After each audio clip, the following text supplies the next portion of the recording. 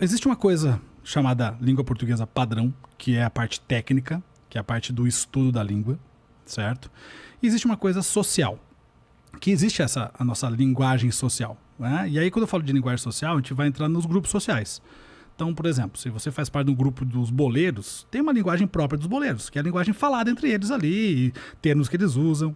Assim acontece também com a galera que é do pagode, do surf, né? Os grupos sociais todos têm sua própria maneira de se comunicar. Beleza. Então, duas coisas separadas. E existe isso, que é a linguagem falada, né, entre a galera, e existe o estudo da língua, que é a norma padrão. Quando eu falo estudo da língua norma padrão, estou falando da linguística. E aí tem muita gente que esquece que a língua é uma ciência. A língua é uma ciência. Sendo ciência, existem pessoas que estudam a língua. O que quer dizer que ela é uma ciência? Ela é uma ciência, assim como a biologia é uma ciência, a química é uma ciência, a física é uma ciência. Entendi. Tá? História, geografia, matemática, são ciências. E a língua portuguesa, ou melhor, a língua de modo geral, não só a portuguesa, mas as línguas também têm o estudo dela. O estudo da linguística é ciência. E esse estudo é baseado em comprovações de anos e aquilo que acontece hoje. Né? A gente tem a língua de hoje formada por uma estrutura de anos, né? Então, se eu falar da construção da língua portuguesa, a língua portuguesa nasceu lá na região da Lácio, na Itália. Tinha o latim vulgar, o latim nobre, o culto.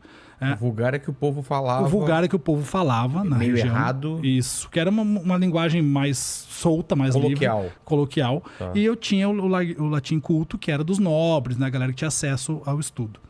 O que aconteceu com a expansão do Império Romano? Agora vem a aula de história. A expansão do Império Romano, todos os soldados, né, que iam conquistando os espaços, eles faziam parte dos plebeus e falavam o latim vulgar. Esse latim vulgar foi chegando às regiões que foram sendo conquistadas. Então, cada vez que Roma conquistava uma região, tinha que deixar um pouco de soldado lá. Esse latim vulgar desse soldado misturava com os dialetos daquela região e ali surgiu uma nova língua. Assim foi acontecendo até chegar na região de Portugal e Espanha ali, que é a região ibérica, e surgiu uma coisa chamada galego-português, que foi logo no sul da França ali, certo? Que foi primeiro momento de uma língua. Do galego-português saíram 3 línguas, que foi o francês, o espanhol e o português. Caramba! Essas 3 línguas surgiram daí. E aí, obviamente, né, depois o Império Romano foi perdendo força e tal, os soldados voltaram, mas a língua ficou. E essa língua lá de Portugal, né, de sei lá de quantos mil anos atrás, que veio depois de muito tempo para cá, e chegando no Brasil, lá com toda aquela história, a gente já sabe, né, de Pedro Álvares Cabral, juntou com o Guarani, do índio que estava aqui, depois, né, não vou chamar de excursões, mas um momento de escravidão que trouxe os escravos da África para cá, escravizou os africanos e trouxe para cá, misturou também com os dialetos africanos. Toda essa mistura fez a língua portuguesa acontecer. Beleza. Aí muita gente fala assim, mas a língua portuguesa foi se transformando ao longo do tempo, verdade? Uma transformação natural e orgânica, certo? Normal, porque a língua portuguesa, qualquer língua é uma língua viva, né? E aí por isso que ela se transforma de acordo com o falante. E quando chega nos tempos de hoje, as pessoas falam assim, então é por isso que agora vai mudar para isso. Não, calma. Uma coisa é a transformação orgânica da língua e natural, outra coisa é uma transformação artificial. Imposta. Isso, uma mudança imposta. Então, vamos lá. Quando a gente fala da linguagem neutra, que é uma linguagem falada por um grupo social, e aí eu quero separar bem aqui. A bandeira de, olha, a gente quer ser ouvido, essa é válida pra caramba. Toda bandeira de minoria são válidas pra caramba. A gente precisa olhar para as pessoas e dar voz para as pessoas. Então, ok, é a bandeira. Mas eu não posso falar assim, olha, vamos enfiar a goela abaixo isso aqui de forma artificial. Artificialmente não funciona. Então, a língua, ela vai se transformar de forma orgânica. Até onde ela chegou aqui, de forma orgânica. Essa linguagem aqui, ela é uma linguagem artificial. E aí eu vou pegar como base Ivanildo Bechara, que é um dos maiores linguistas do Brasil hoje, assim como um grande amigo meu, Fernando Pestana. A gente não pode mudar a estrutura da língua. Pensa num prédio. Se eu tirar as estruturas do prédio, o prédio é ruim. O prédio não fica em pé. E a língua também é assim, ela tem uma estrutura. Essa estrutura é a gramática, é a norma padrão, vamos dizer assim. Aquilo que nós temos até aqui, que foi essa construção que eu contei agora nessa historinha toda. E isso não tem como tirar os pilares agora e colocar um outro tijolo aqui que apareceu agora. Não tem como, isso não dá para acontecer. Então, assim, eu preciso entender o estudo da língua, eu preciso entender de língua portuguesa para poder falar sobre língua portuguesa. E eu, como estudioso da língua, eu posso falar de língua portuguesa. Mas se eu não conheço a língua, eu não posso falar.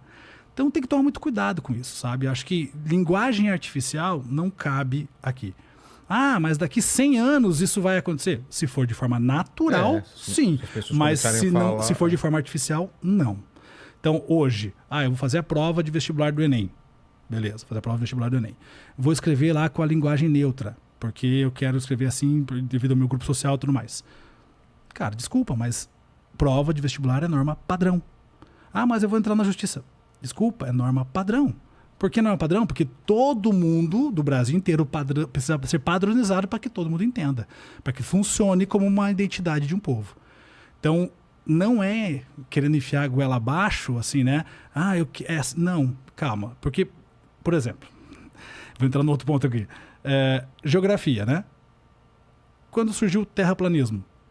Terraplanismo, na geografia a gente sabe que não é verdade. É falta de estudo, falta de conhecimento. Antivacina, na biologia, também é falta de estudo, falta de conhecimento.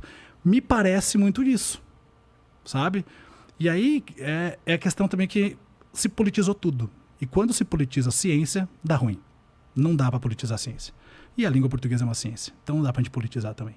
Então, assim, as bandeiras são importantes, a gente precisa escutar todo mundo, dar voz para todo mundo. Eu valorizo todo mundo, né? Acho que é importante isso, mas dentro da língua portuguesa não cabe essa realidade da linguagem neutra hoje, porque a norma padrão é a que vale. E se a língua mudar, ela vai mudar de acordo com a norma padrão, num processo natural. Ah, mas peraí, mas a língua portuguesa é machista, tal. Não é. Não é. Por quê? Como eu contei a historinha lá de trás, né? Sim. Nasceu lá no latim. O latim tinha o gênero neutro, masculino e feminino. Com essa história toda que eu contei da construção da língua, o gênero neutro em língua portuguesa foi absorvido pelo masculino, ou seja, virou uma coisa só. Então, quer dizer, quando eu falo assim, sejam todos bem-vindos, nesse todos tem masculino e feminino ali dentro, tem tudo junto. Então, todos os gêneros, não só masculino e feminino, tem masculino e feminino e todos os gêneros possíveis. Não precisa falar todos e todas. Porque o neutro já está dizendo que é para geral, para possibilidade de qualquer pessoa, entende? Então, assim, quando a gente fala sobre isso, eu até queria entender mais qual é a dor das pessoas quando as pessoas falam sobre isso. Precisa mudar. Mas eu preciso entender melhor até essa dor. Qual é essa dor? Essa dor eu preciso entender, mas a gente não pode pegar essa dor e querer fazer isso que só pela língua vai ser suprido.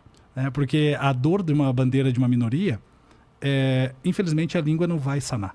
É outra coisa que vai sanar. É o que eu falo. É uma guerra outro tipo de política social. Não é para ser lutada agora. Tem outras batalhas muito mais importantes. Exato. De gente que é discriminada, que está morrendo por causa de raça, por causa de...